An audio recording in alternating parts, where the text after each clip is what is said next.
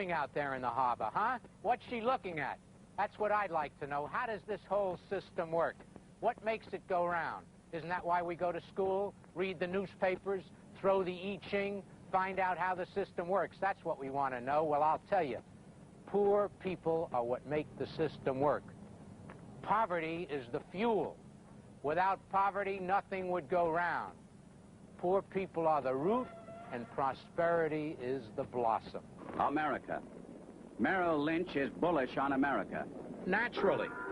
The way the bread is cut, the top 2% of the country owns 80% of the stock, 90% of the bonds, and 100% of those wonderful tax-free bonds, while 50 million Americans live in poverty or at the edge.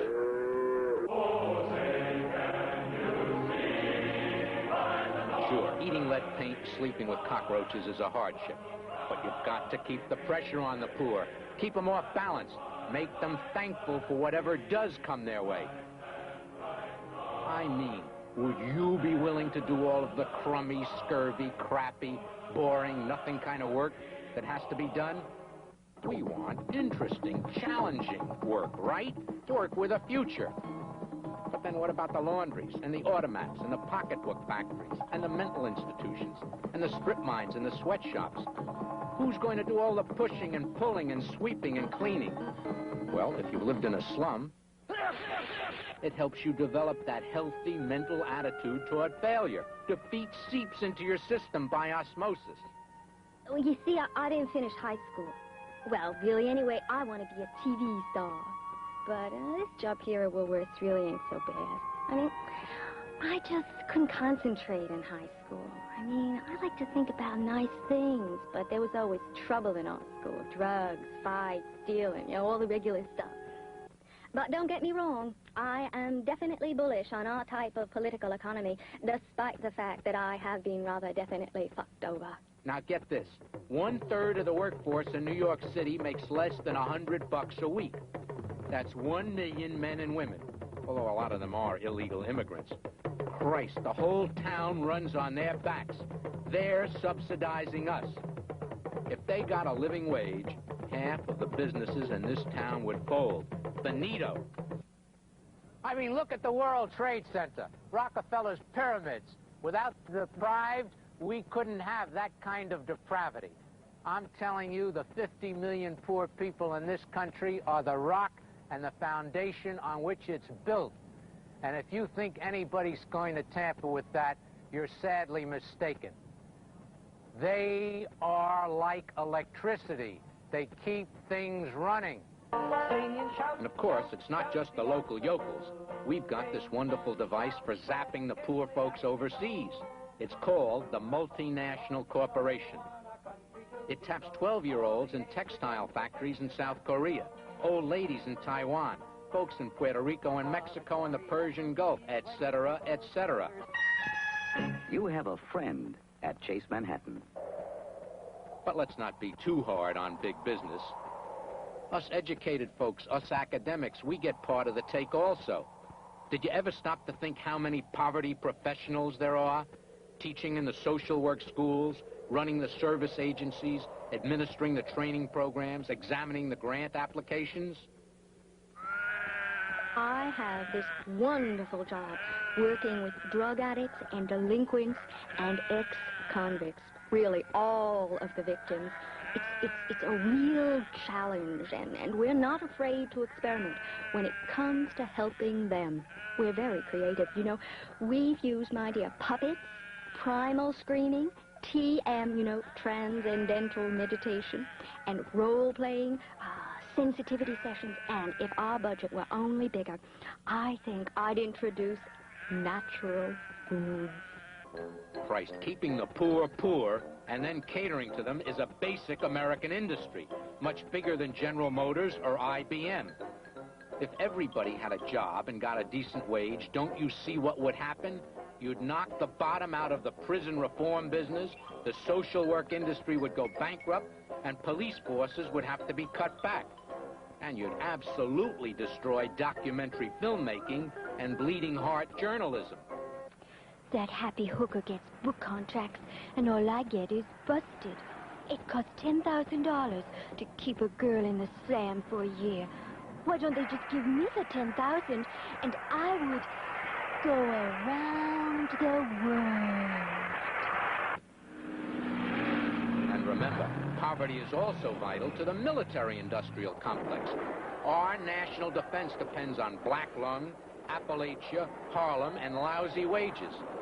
Otherwise, the Pentagon couldn't get anybody to enlist in their volunteer army.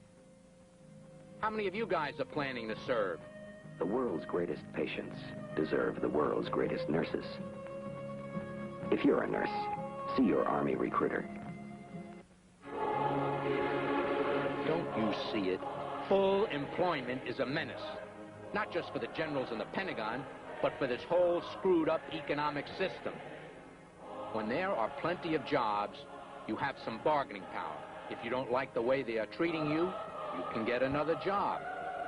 So, with full employment, you can ask for higher wages and better working conditions, and being fired then isn't so tragic.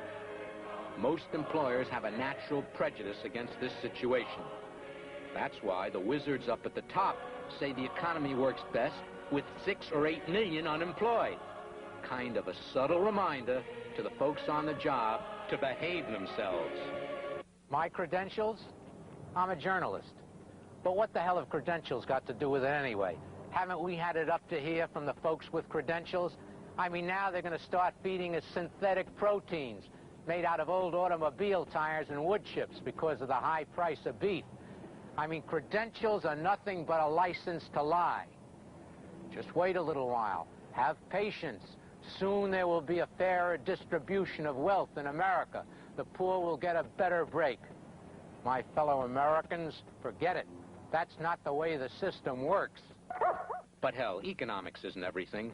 There's the heart and the spirit. And the poor are an enormous force for good here. They boost our morale.